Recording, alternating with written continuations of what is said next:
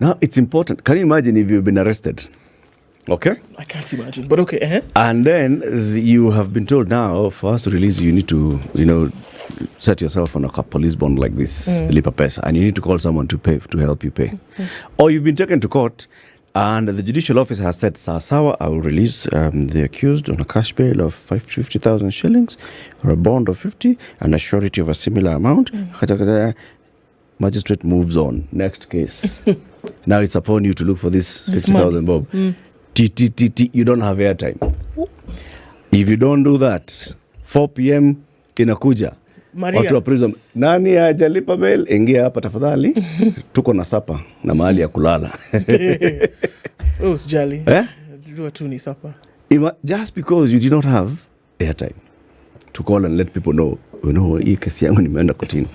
Please, can you just sort yourself out? You never know when you need it. The Honorable Wangari Mbulikah is a principal magistrate, and she's our guest for our Justice Thursday conversation. Karibu sana. Thank you very much. Good to have you here. This is the hot seat of the situation room.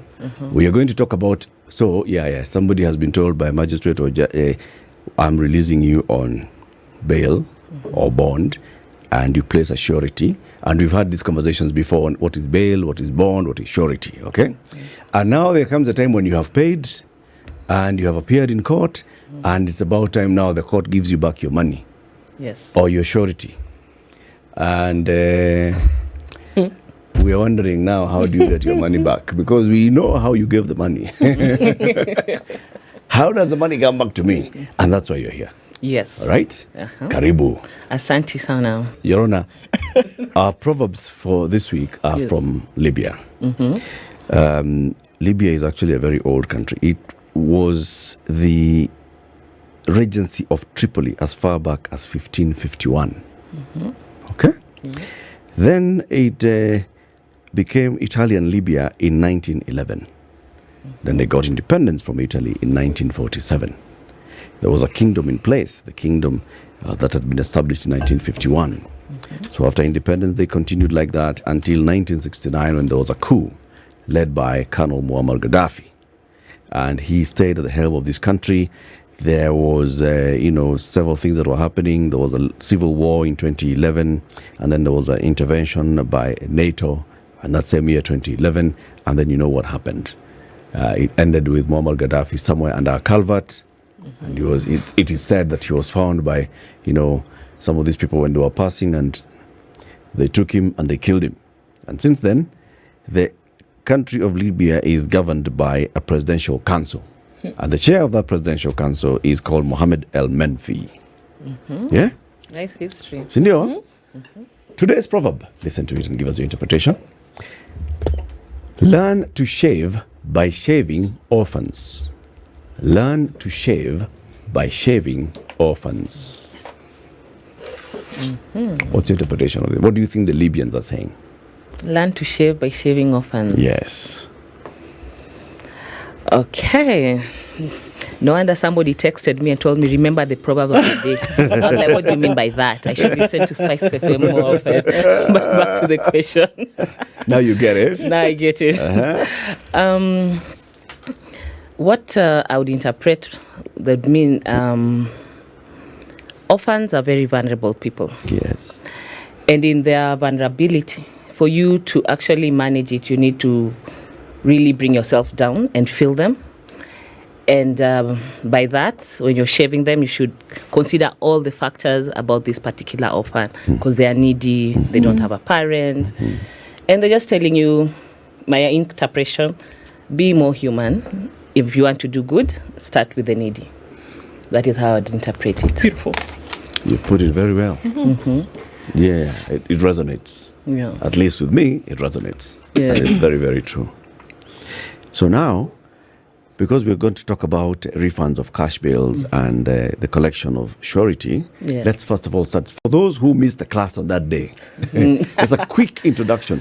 What is bail? What is bond? What is surety?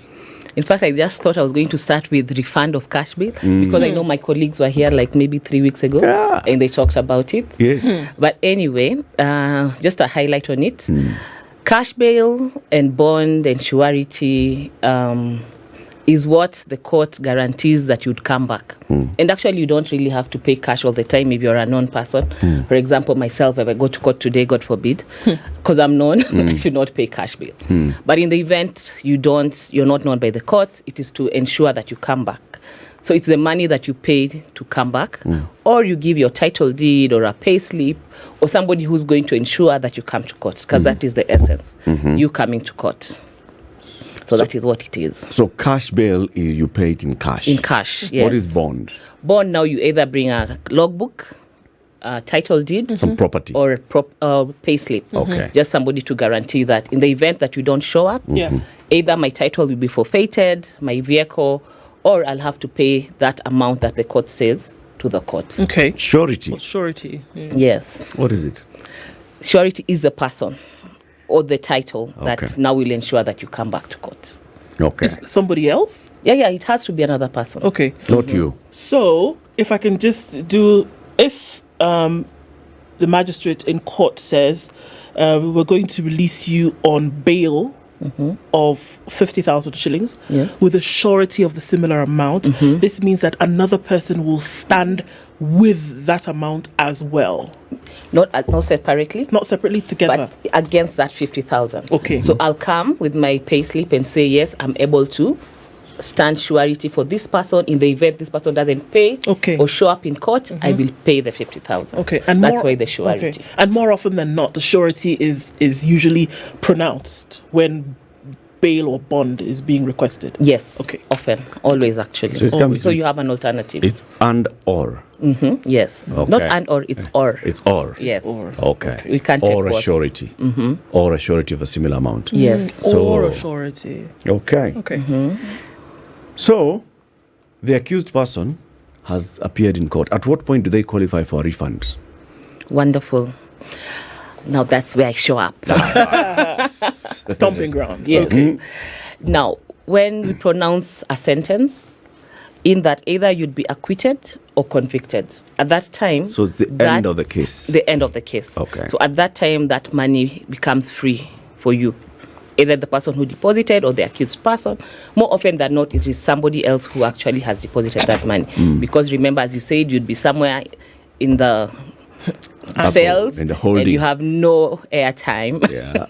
So yes, so other people would pay for you, and then now you'd come out. So when the case ends, you're supposed to get your money back automatically. Yes, because we don't need it.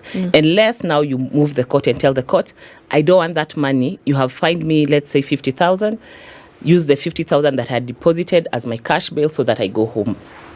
And then we convert now that your cash bail to fine. Okay. Yes. When I paid my bail or my surety appeared, I was then allowed to walk free. Yes. And just appearing in court. Okay? So I've been, doing my other things. Throughout this period, whatever I had deposited is still in court. Yes. If it was a title deed, if my case is 10 years long, that thing is not coming out until that case is concluded. Correct. I cannot dispose of this piece of land, of this motor vehicle, for those 10 years. Yes. So if I stand surety for somebody, and I give in the logbook for my vehicle, I have basically committed myself to their case for the duration of their case. Correct. Yes. Do people know that? They do know that. We actually inform them when they are depositing their surety. Okay. Yes. We make them aware. What if now something happens in between?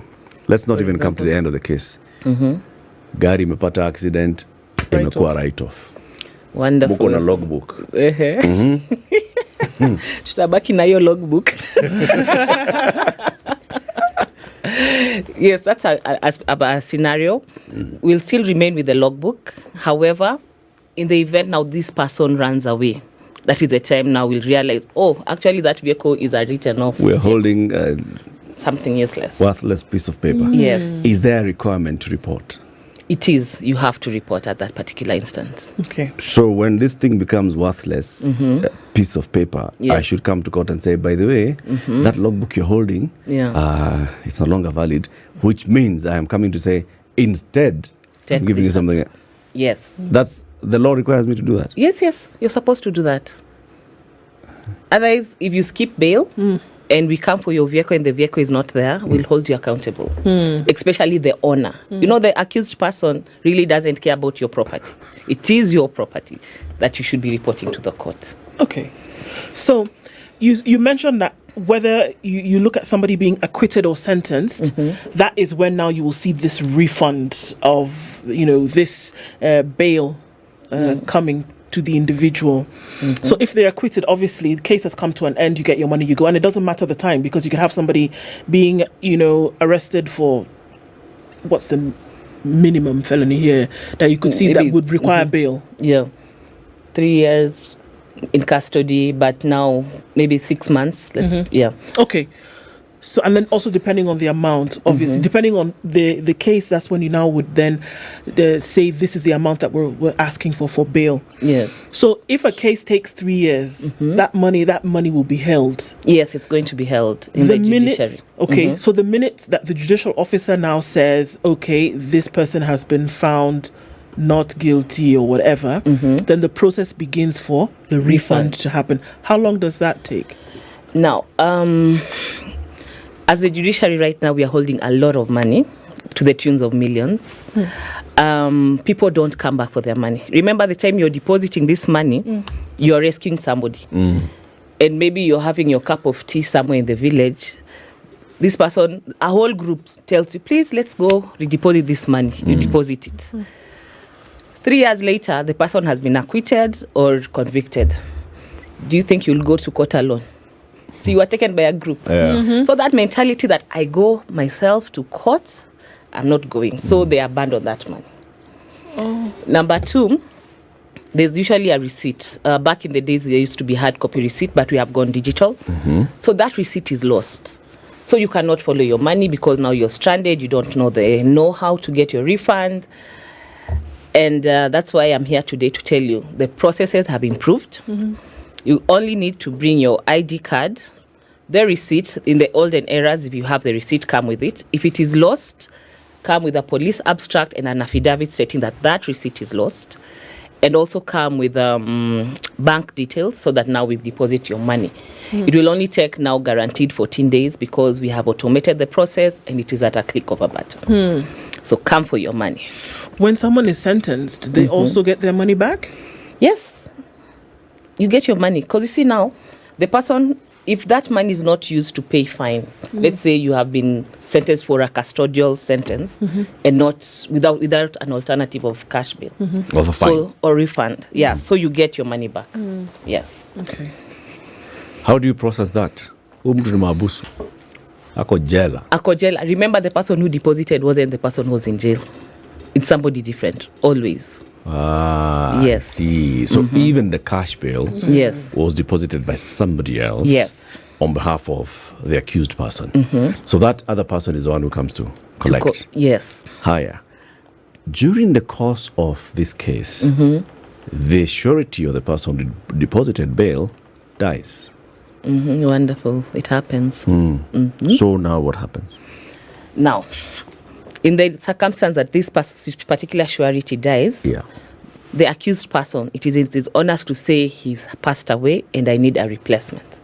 And the estate of that particular surety, maybe they deposit a logbook, a title deed, they come to court, present the death certificate, and we release that particular title deed or logbook back to the estate. But at this particular moment, you need letters of administration to show that indeed you're beneficiaries of that estate. So you have to have your own process of actually identifying, and you have your letters of administration. Yes. So you can come to claim this particular money or documents from the court. Yes. Where? It's a whole process, but you'll get your money back. Okay. When we're looking at collection of surety, how exactly does that work?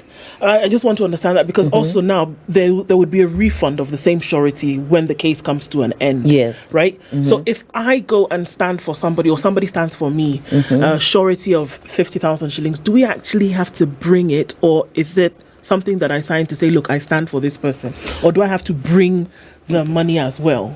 No, you bring a document. A document? Okay. Yes. Either you bring a logbook if the amount is low, even a motorbike, title deed, or payslip. We mostly take payslips for government workers because they won't run away unless big things happen. So we take original documents of those particular assets. Okay. Yes. So at the time that this case has come to an end, then those documents are also handed over back to this individual. Yes. Okay. Now, how is it determined how much the fee will be for bail? I mean, if somebody, I don't know, Muzua Kuku. exactly, stole 100 kgs of meat, you know, as we see. How then how is it determined how much bail will be? All right. Or traffic offense, for example. So we have guidelines. We have the bail and bond policy that guides the judicial officers and judges what amount of cash bail you have. There are parameters. As I said, one of them is the basic is, are you going to come back to court? That is what is key. Then, if you're going to come back to court, how much can I pay you? That's why we look at people. You'd see this person can afford maybe 5,000, then you give them 5,000. Some people, you'd profile them, they can afford 1 million, and then they can't actually afford the 1 million. And then they have an opportunity to come back and say, yes, Your Honor, I'm not able to. Kindly review my bond. I promise that I'll be coming back to court. Then we review the bond terms. Okay. Yeah. When someone says that they stand on their personal surety, can you do that? And when can you claim that? To say that I don't need Veronica, I can do it for myself, in addition to whatever I will pay for a bail. How does that work? Now, personal sureties, if you're a prominent person and you're known in the village, even one day there was an old man who was brought to court. I looked at him, I told him, Mzee, tutarudi kotini. Akasema, Madam tarudi. I released him on his own personal surety. He didn't pay cash bail, but he just signed a bond. In the event that I do not show up to court, I will forfeit X number of shillings. How do you make that determination? By looking at somebody? Yeah. That's why we look at you. We talk about demeanors. You know, they're your people in the village. You know, it's not like Nairobi. You know, Nairobi, I wouldn't do that. They'll run away. But in the village, definitely, they'd come back. You can see this is a village elder. This is somebody who is known in the community. So they have some form of respect. Yes. Yeah. But they're in court, Bwana. Yeah, they're in court, but they'll come to court. Because you see, they represent people. It is because they're in court because, usually, it's because there's some conflict with a member of the community. Yes. Or the law touching on a member of the community. So correct. Their standing in the community is being questioned, and that's why they're in court. Correct. Why do you still uphold their standing in the community? Because you see, all I need to do is you're innocent until proven guilty, number one. I'll have to look at the evidence, then I will convict you. At that particular time, then your standing in the community will change. But before then, your standing remains. Okay. Yeah. If you've got a question to the Honorable Wangari Mbulikah, please post the question online, on social, on Facebook, on X, on YouTube, where we are live streaming the show this morning. We are talking about the refund of cash bail and collection of surety. How do you do it? She's telling us that the judiciary is holding money to the tune of hundreds of millions. I said millions. Millions. Okay. Hundreds of millions sounds nice. The judiciary is holding millions of money and, surety, that's property worth a lot, millions of money that has not been collected. And they can tell these are cases that have concluded. Yes. And therefore we should have released these sureties, this bail money. People are not coming for it. You'll tell us many of these factors. You've told us two, but maybe there are more factors that are making people not come back for their money. And that's why we're creating this awareness this morning. So you've been arrested, causing disturbance, public indecency, whatever, you have been taken to court. Or you didn't have a seatbelt in the car. All those things that take you to court. From the minutest to those ones of you stole billions of shillings of taxpayers' money through fraud. Higher. So you appear before court and you are then told, as the case progresses, I'm going to release you on a cash bail of X amount, or you place a surety of similar amount. Okay? So you look for money. You call your people, they come. First of all, it's good to have networks of people that you can call immediately and they come and actually post cash bail on your behalf. Or post surety on your behalf and say, yes, this person will come. And if they don't come, chukweni nyumba yangu muuze. Haya. At the conclusion of your case, and the conclusion here is, judgment has been made and, whatever punishment is being meted.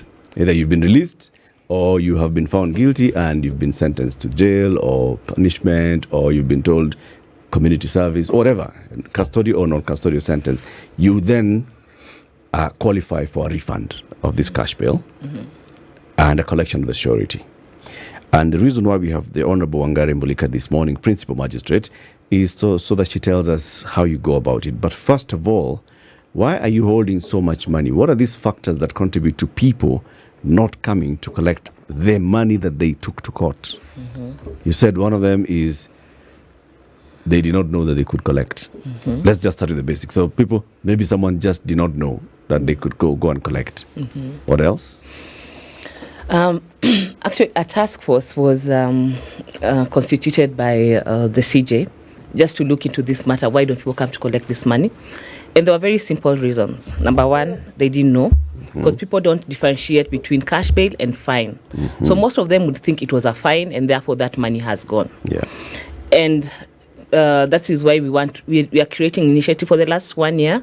We've been engaging the courts to actually inform the public, come back for your money, if the suit has been concluded, so they come for it.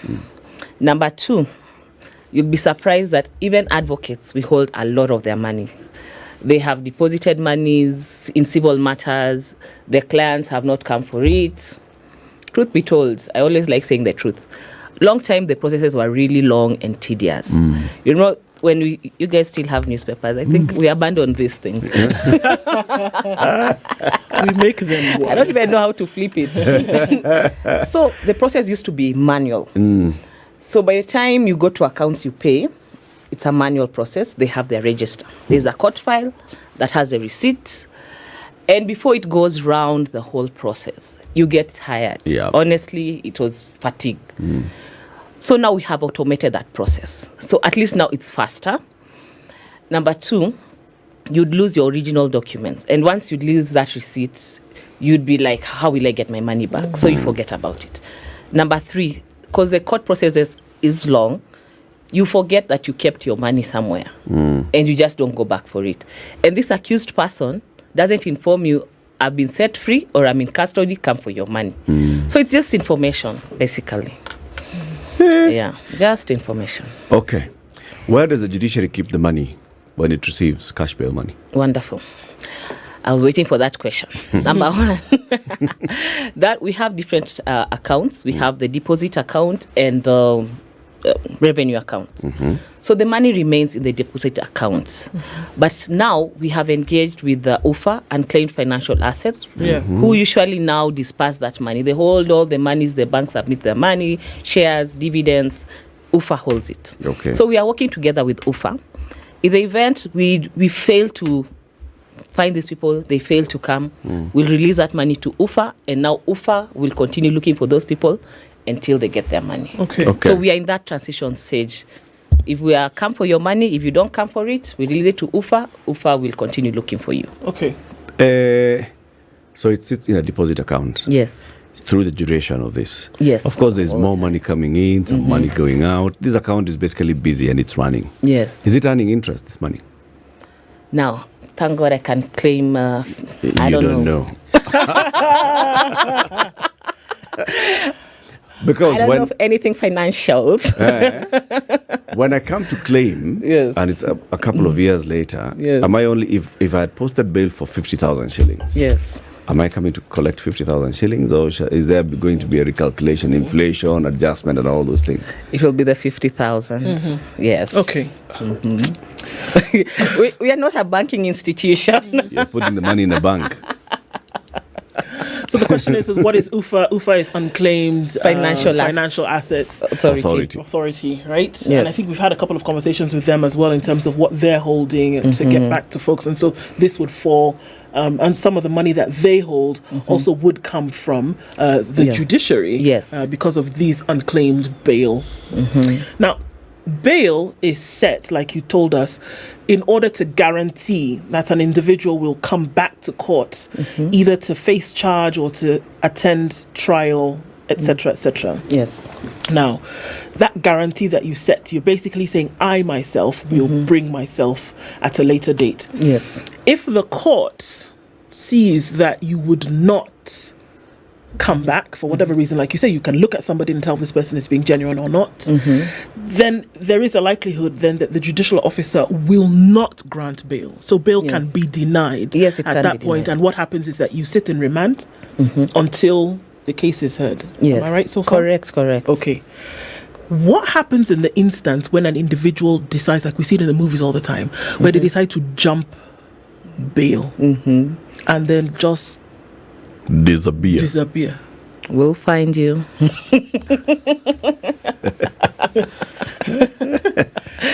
Now, at that particular instance, the court will cancel the bond. Okay. If it was a cash bill, that cash bill will be forfeited to the state, so it's going to be revenue. Okay. If it's a title now, here's where now the surety. We look for the surety because the surety will be easy to find. Because remember, the time you're giving your surety, we collect all the information about you. Right. Where you live, your phone number, your alternative phone number, your next of kin, your village elder, and the mukasa. We have all those details in the file. Yeah. So we'll go for your surety. Your surety will come. And if the surety fails to produce that particular person, he pays that amount that he said he was going to pay. Can I take a few steps back? Yes. Sorry, please, because I think it's important before you say the next thing is that what would characterize the jumping of bail? Have you said, okay, come on the 19th of September for hearing number 1. Yeah. I don't come. Do you give me another chance? No, right Such there. as Friday the 20th? No, I was supposed to right come there. on the 19th. I don't come on the 19th. That's it. You cancel the bail then and there? Then and there. Instant. And then issue warrants of arrest. So while this particular arm of government is pursuing the surety, Right. there's somebody else now, the police are still pursuing the accused person. Okay. And then they are found. Okay. Even if it takes 2 years, we'll find you. What if the person is actually not jumping bail, just like wanting to jump bail, but on this particular day, something happened. They They're were not sick. able. They are unwell. They were not able to come to court. Something big happened. Good. And that's why you have your sureties. So you send somebody to court with evidence that indeed this particular person is not able to come because they are unwell. Here's their document. We kindly request for another date. I was And we shall coming to give court, Your Honor. I got an accident Yes. on the way, right? Yeah. On Mombasa Road, got an accident. Case is 9 a.m. So I'm not in court at 9 a.m. Yes. And you read the file. Where is the accused? Not here. And you're saying you're not even going to give another chance. You cancel surety immediately. I'm here. I'm being naongezwa maji. Will you come back? The day Yes, I am now, willing. the day when you'll come, you'll explain to the courts. But you've already Then cancelled. if I've cancelled, Okay. but there's a process before, either if it's cash bail, Okay. there's a process that we can still restore. If it has not been forfeited to the state, we'll restore it back. But if it was forfeited, you'll just have to pay afresh. Okay.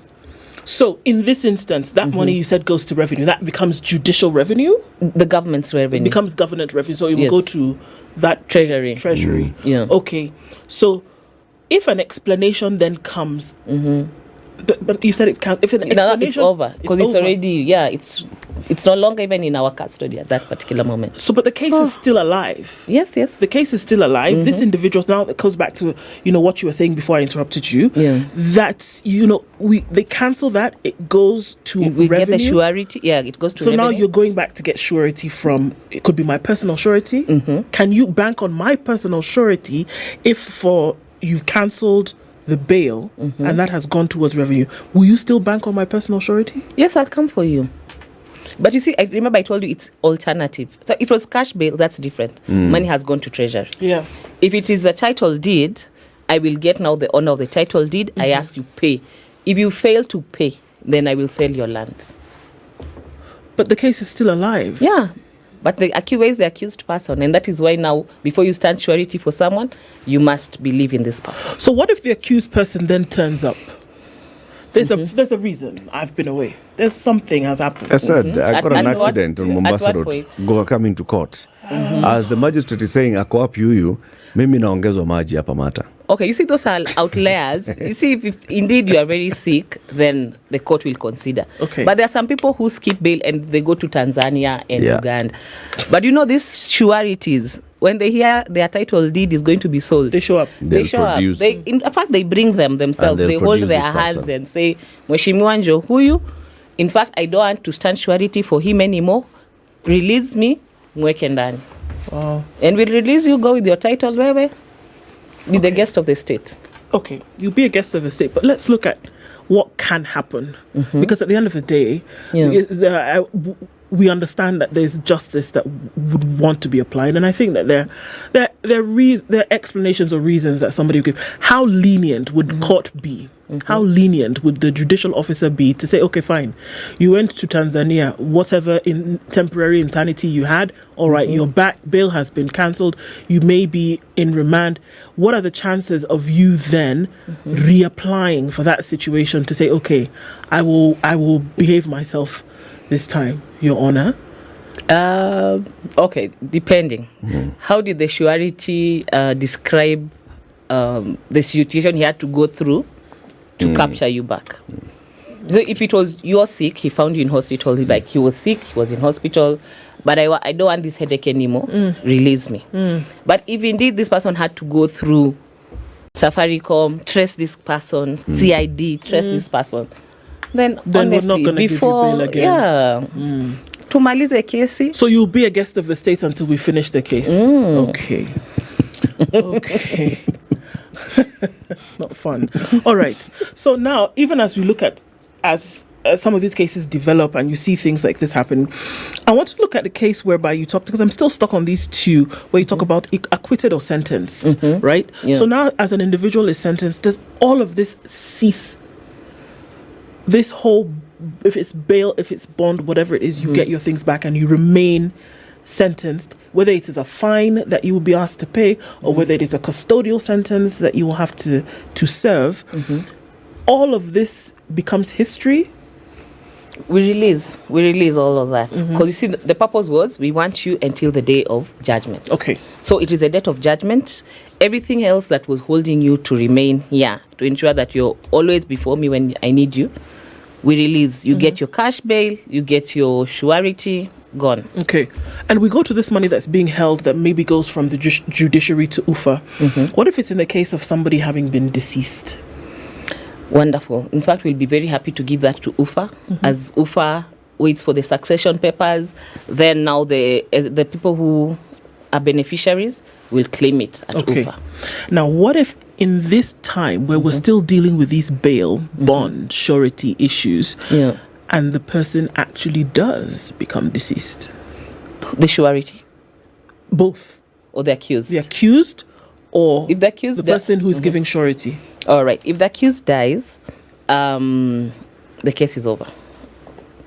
Because he was the one who offended the state. So there's no case.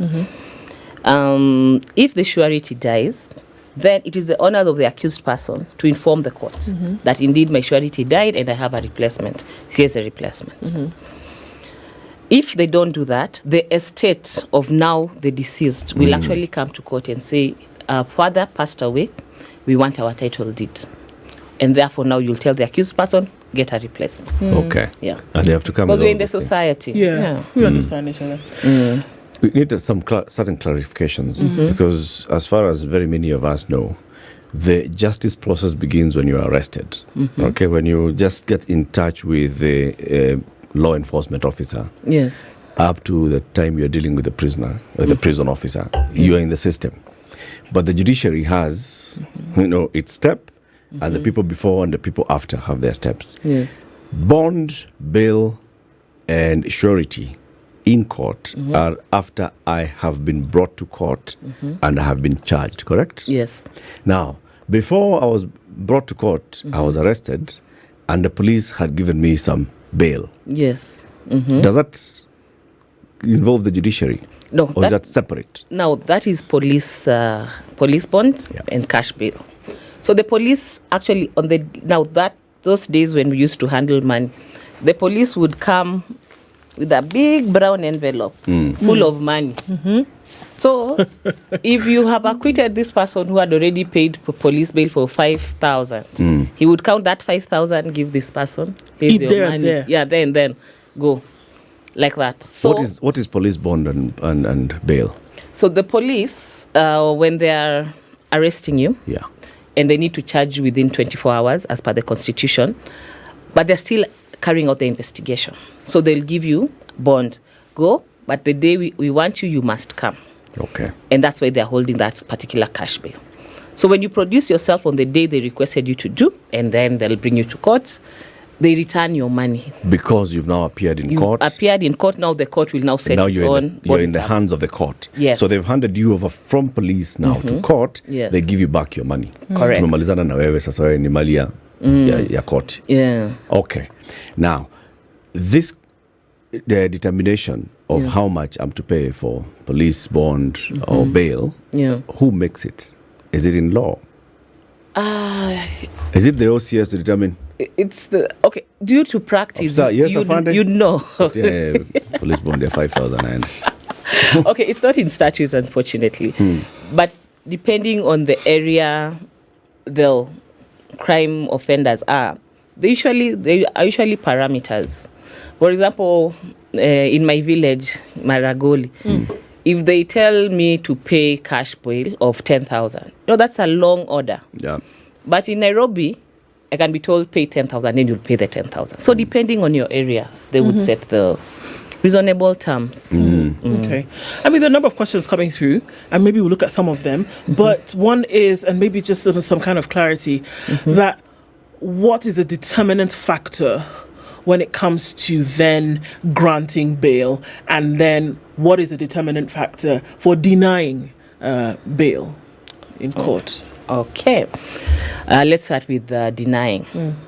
Number one, everybody, the Constitution was reviewed. You're supposed to get bond.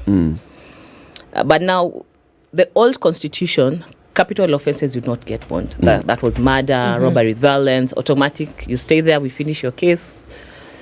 It was like you're already guilty. Yeah.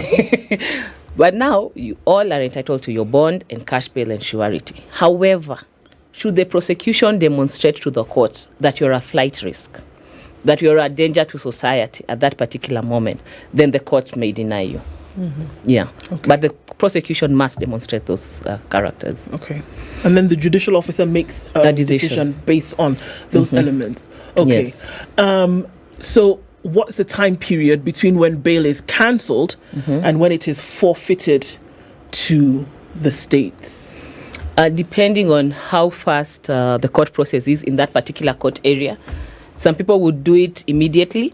Some people would drag the process. So depending. Let's say within 5 days, working days, it should have gone to the states. Okay. Yeah. All right. So is it possible to pay bail or bond? I mean, I think we just went through that now, but I guess a little bit of an explanation. At a police station. To pay? Yes. Yes, you pay.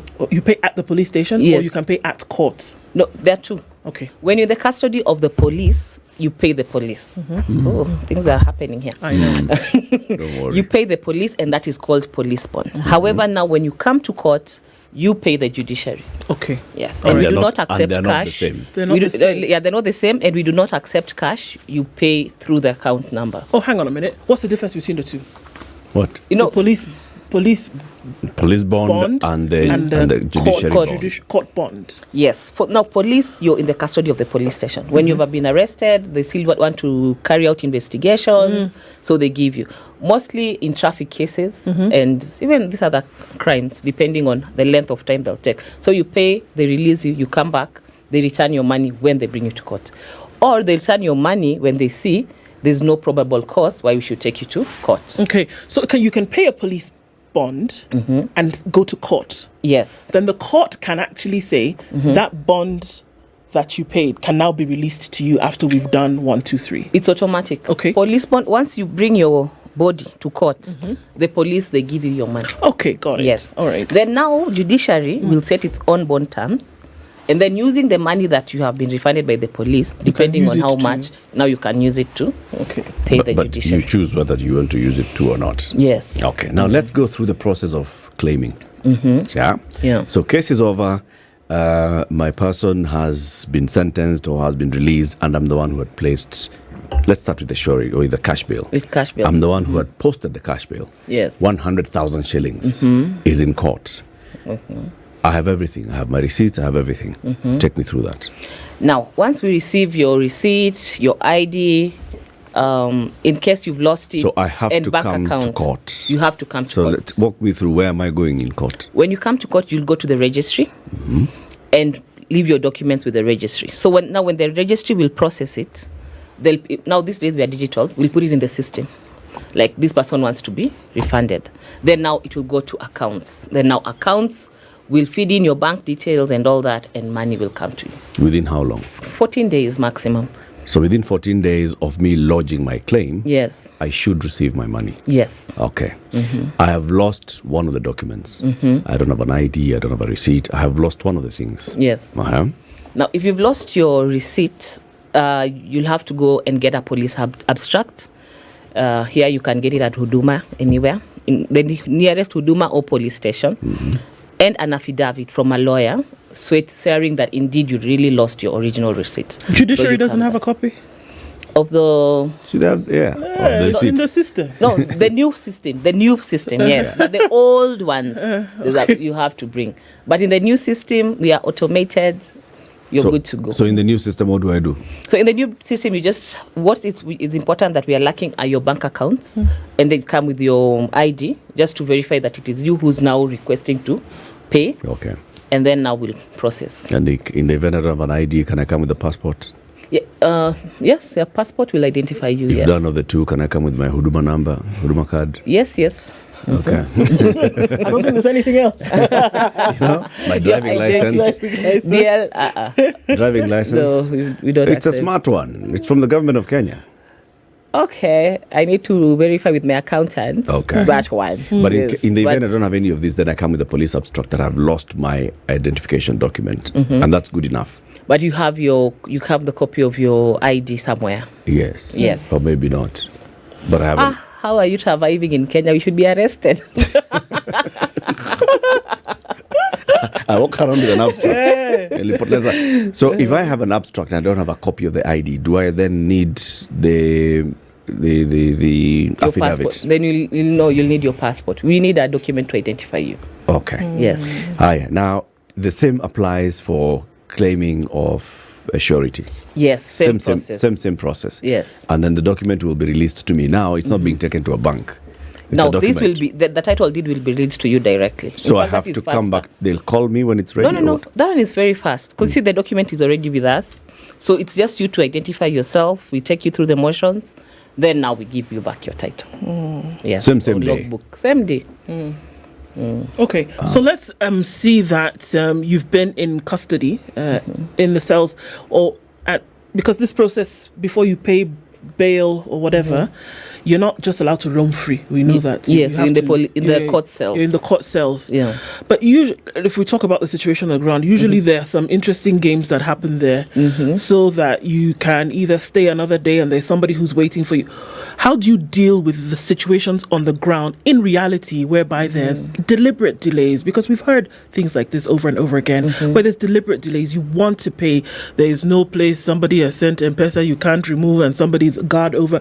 How do you deal with the actual situation on the ground to make sure that these processes, as you make sure, and that there is proper access to justice, that these are seamless transactions, these are seamless processes whereby Mheshimiwa has said, look, grant it, move, and it's 12 noon, but we still find people at 4 p.m. can't get anything done. How do you deal with that to make the process seamless? Thank you very much. Number one, we've gone automation. So if you have your money in your M-Pesa account, not that I'm promoting Safaricom, or Airtel account, or maybe the loop that you talked about, I don't know. Loop, we like or loop, yeah. So you pay. We have posters in courtrooms just showing you how, where, and how to pay. Okay. So what would delay? I know there are brokers. So actively courts must check their brokering processes because people are actually there. It is true. They are there. And people are confused, scared. So they take advantage of those people who are in the cell. But because we've gone automation, you can actually pay even while you're still in court. When the court is pronouncing your fine or cash bail, you can actually be paying. So when you get out of it, you say, I've already paid, and we process the necessary documents to release you. So that is number one. Number two, the court stations must aggressively check their processes individually, which I know they do. So you monitor, walk around, just see how are people. Okay. All right. Yeah. It's been a very, very, very good lesson here that we've learned today. Hope that you never have to post bail for someone, because that's a close friend of yours who's actually facing through these things or going through these things or needing to be paid for.